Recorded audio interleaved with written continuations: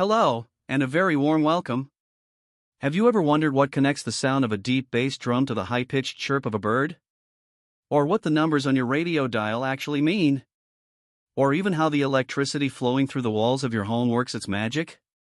The answer to all of these questions, and so many more, lies in a single, powerful idea: frequency. It's a word we hear all the time, but today, we're going to go beyond just hearing it. We're going to truly understand it. We'll break it down piece by piece, using simple examples and clear visuals, so that by the end of this video, you'll see the world in a whole new, vibrant, and wavier way.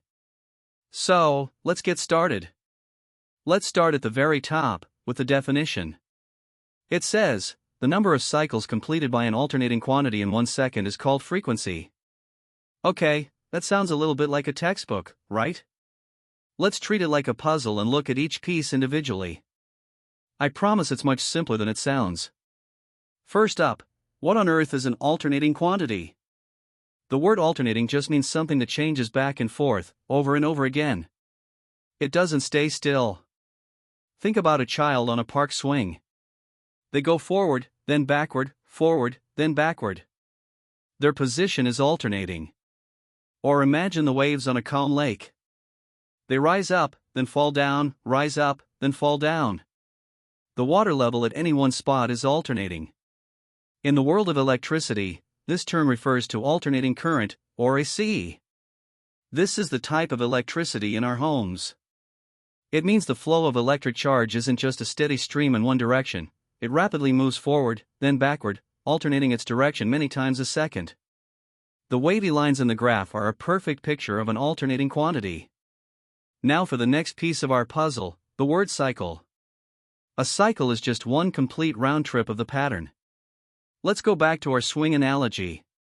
One full cycle is the swing going all the way forward, all the way back, and returning to the exact spot where it started, ready to do it all over again. On our graph, let's trace one cycle.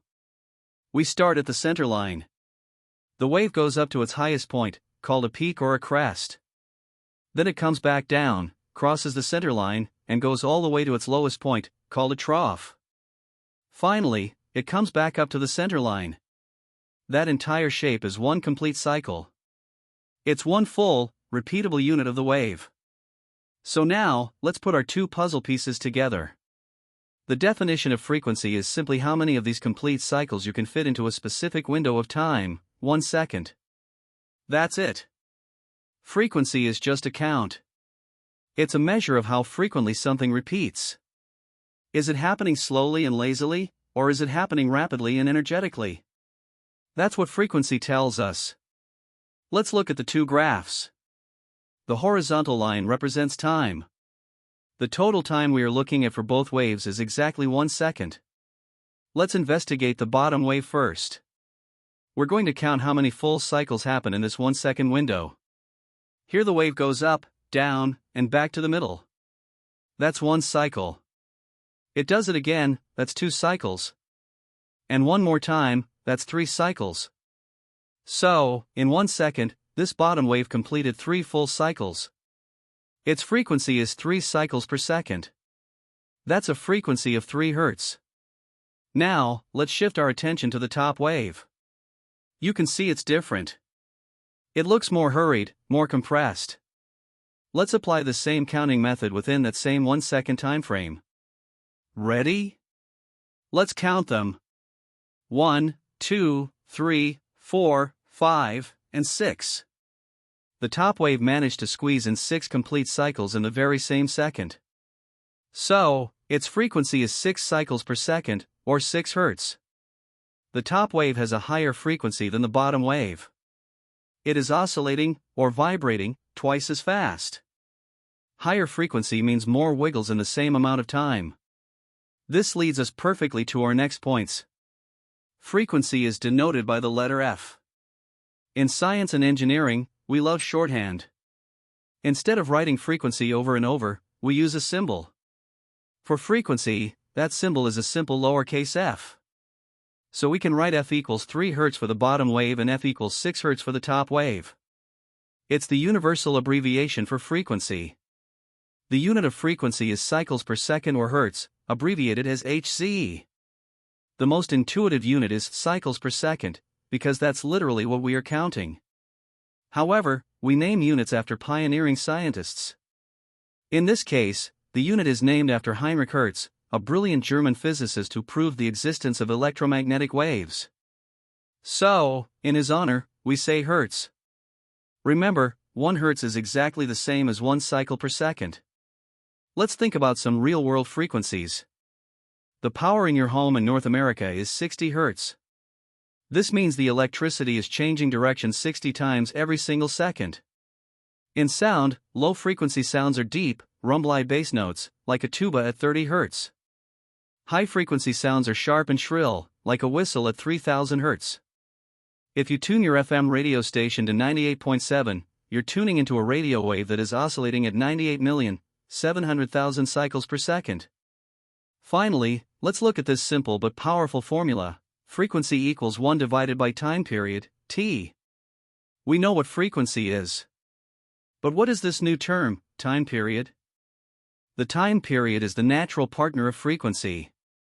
They ask opposite questions. Frequency asks, how many cycles happen in 1 second? Time period asks, how much time does it take to complete just 1 cycle? Let's go back to our graphs. For our bottom wave, the frequency was 3 Hertz. This means 3 cycles took 1 second. So, how long did it take for just one of those cycles? We would divide the total time by the number of cycles, 1 second divided by 3 cycles. The time period is 1/3 of a second. For our top wave, the frequency was 6 Hertz. 6 cycles took 1 second.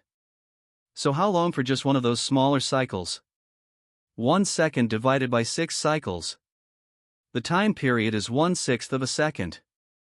Do you see the beautiful, simple relationship? They are mathematical inverses. F equals 1 over T, and T equals 1 over F. This makes perfect intuitive sense.